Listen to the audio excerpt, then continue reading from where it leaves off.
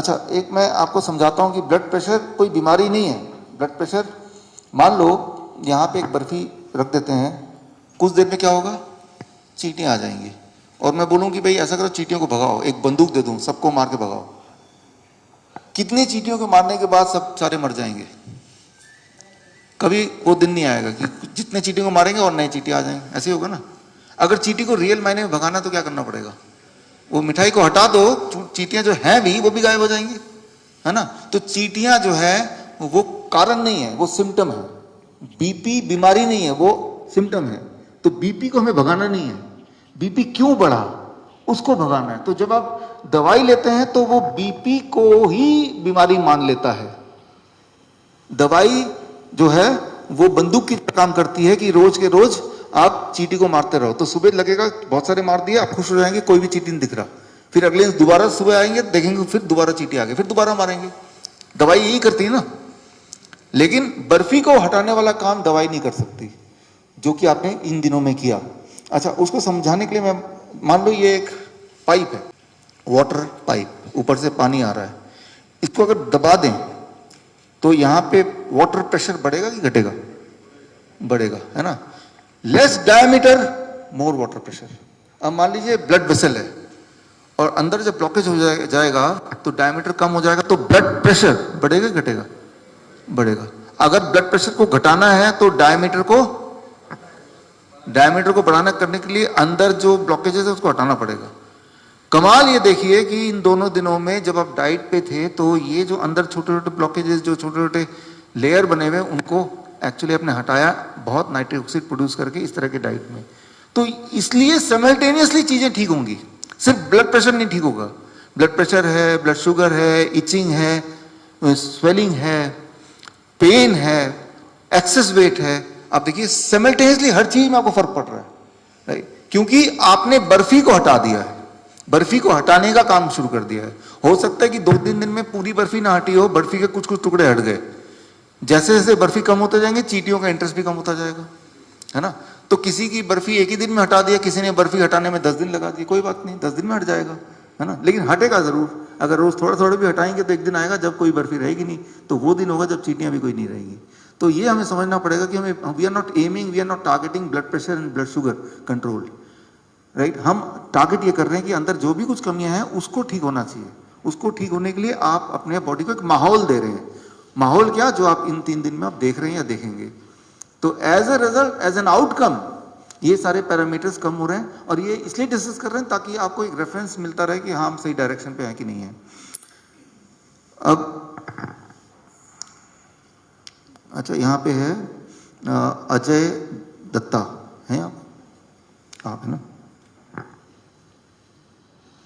आप 142 था blood sugar, हाँ, फर्स्ट डे, और अब 121, वो भी बिना दवाई के, जबकि आप डायबिटीज पेशेंट थे करीब 8 साल से, है ना। तो 8 साल से दवाइयाँ ले रहे थे। वही है कि 8 साल से आपको बंदूक गोलियां चला रहे थे और रोज का रोज आप चींटियों को मारने की कोशिश कर रहे थे। तो अब इन दोनों दिनों में आपने बर्फी को ही हटाने की कोशिश की। कॉन्स्टिपेशन में रिलीफ मिल गया, यूरिन फ्लो भी बेटर हो गया, स्लीप अभी डिस्टर्ब्ड है, ठीक है ना, पेन नी में अभी भी है। तो ऐसा नहीं कि 100% ठीक हो गए, लेकिन ठीक होने की निशानियां दिखने लगी।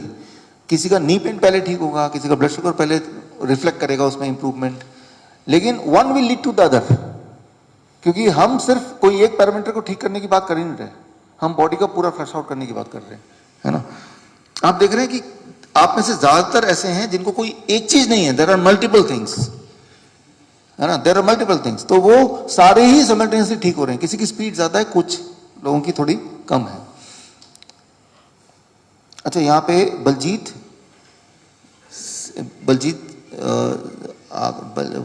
आगे तो पता नहीं सिंह लिखा, क्या बलजीत है कोई फर्स्ट नेम? आप हैं, क्या नाम है सर पूरा? बलजीत सिंह। ब्लड शुगर आपका 171 था एंड उस फर्स्ट डे, सेकंड डे, नहीं सॉरी 260-71 था, अब 260 हो गया, कम हो रहा है।